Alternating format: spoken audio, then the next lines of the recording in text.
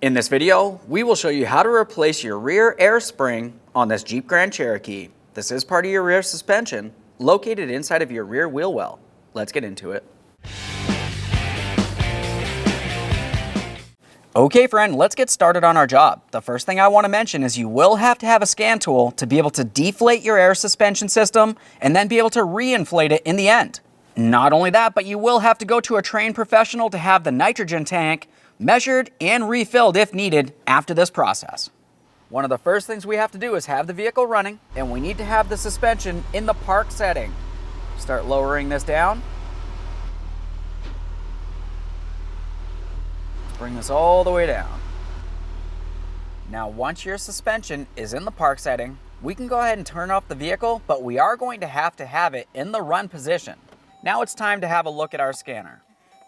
Now, of course, every scan tool is going to be a little bit different, but if you were to go into specialty test under the suspension, what we're going to be looking for is spring deflate to reservoir. We'll just go ahead and press on that. It's going to ask me, are we sure we want to do this? Of course I am. Now it's going to ask me which one of the air springs we're going to be working on, so you'd want to choose that one accordingly. Now, as I look through this screen, I can see that I have my left rear air spring, which is the one I'm going to be servicing here, so we'll just tap on that. Now it's asking me if I want to do a short time deflate or a complete deflate. Since I'm replacing the entire spring, let's do a complete deflate. You can hear the system deflating as it should. We'll just wait until it's all done the noise. All right, sounds like it's done. We'll turn off key power. Now that we've completed that, let's safely raise and support the vehicle so we can remove the rear wheel. To remove the rear wheel, you have 5 22mm lug nuts.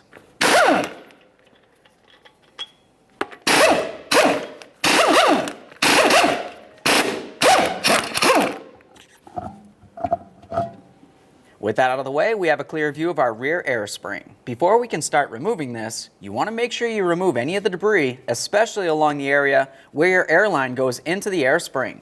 We'll just use some compressed air for this.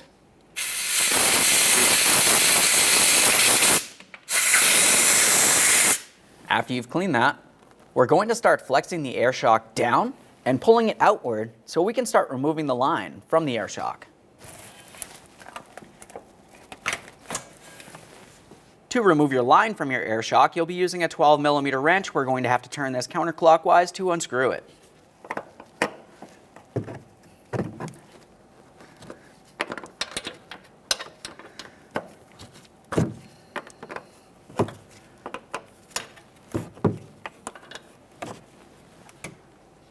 Once you have the line out of there, the next thing you want to do is pay attention to the end of the line here, where it goes into the air shock. You're going to find that your brand new air shock comes with a brand new fitting, but you don't want to replace the fitting unless you intend on replacing the hose at the same time. We'll just give this a close inspection and set that aside.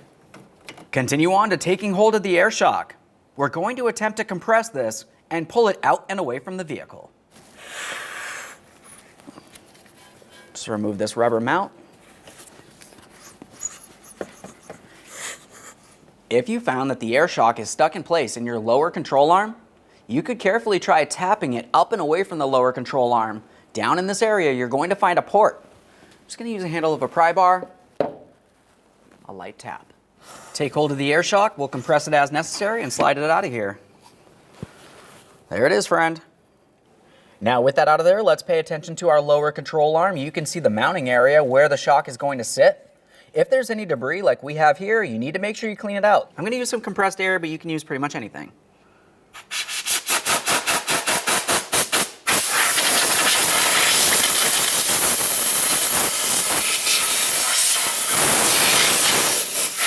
Now what we're paying attention to here is the center circular port.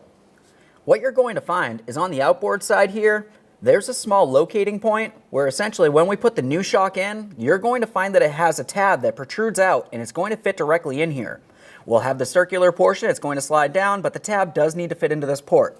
Just give it a close inspection, make sure it's not blocked or restricted in any way. Now it's time to install our brand new rear air shock. The first thing we're going to focus on is the upper boot. For this, you can either leave it on or just remove it. It slides right off of there. It's a little easier to remove and install the fitting when it's off of there. Continuing on, you're going to find that it came with a brand new fitting, and it also comes with a brass adapter located on the inside. Since we are not using this, we're going to turn this counterclockwise and we'll set it aside. Now that I have that off of there, I just want to show you the one little brass piece that I was talking about.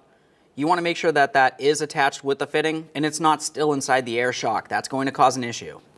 We'll start getting this in position. Looking along the bottom of the air shock, we have that one tab that I told you about that protrudes out a little bit. We'll make sure we have that aligned with its corresponding slot on that lower control arm as we bring this into position.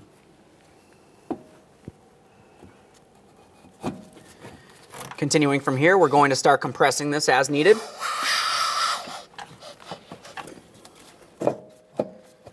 Get the bottom into place. Before we start putting this in all the way, there's two more things that we want to pay attention to. First of all, we have the line going in here with our fitting. And then also we have the boot that will go along the top. We'll make sure we have the port in the area for the fitting, and that pretty much just sits right along the center of that. You can see this rubber grommet here, slides directly in. When installing these fittings, you always need to make sure you start them in by hand. You don't want to cross thread them into the wrong position. Just pause, double check, make sure we're going in straight. Looks like we are. Okay, right there is bottomed out. Just going to make sure that that's snug. Take hold of the airline, give it a wiggle, make sure it's secure.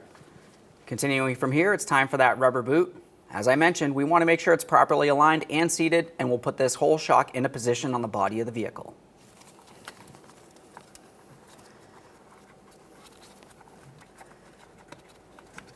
Press that right on there.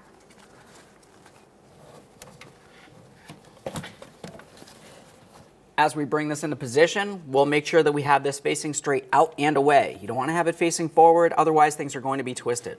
Now that we've installed this, the next thing that we need to do is pause under here and make our way back to the passenger compartment with our scan tool. We're going to run the sequence for the short-term fill. It'll take some nitrogen from inside the reservoir tank and lightly fill this airbag. What we're paying attention to is to make sure that there's no wrinkles or dimples in this. It should be a nice smooth bag. Once you've ensured that there's no wrinkles and it's completely seated along the top and the bottom, we're going to go back to the scan tool and we're going to run the complete fill sequence. One last quick inspection in this area. Let's reinstall the wheel. Start on all 5 of your 22mm lug nuts. We'll bottom them out. Get the wheel safely on the ground and torque each of these to 130 foot-pounds.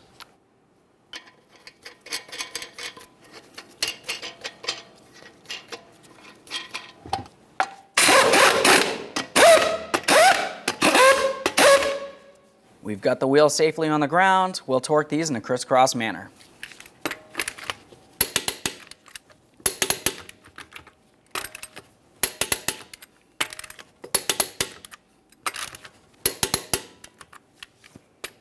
Torqued.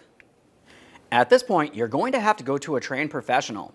What they're going to have to do is complete the refill procedure and then top off the nitrogen tank, which is located behind your rear driver's seat. After that, you can go ahead and take your vehicle for a road test. Thanks for watching. When only the best will do, demand TRQ. The only company that lets you view before you do. TRQ is committed to offering the highest quality aftermarket auto parts that are engineered for peace of mind. Thanks for using and viewing with TRQ.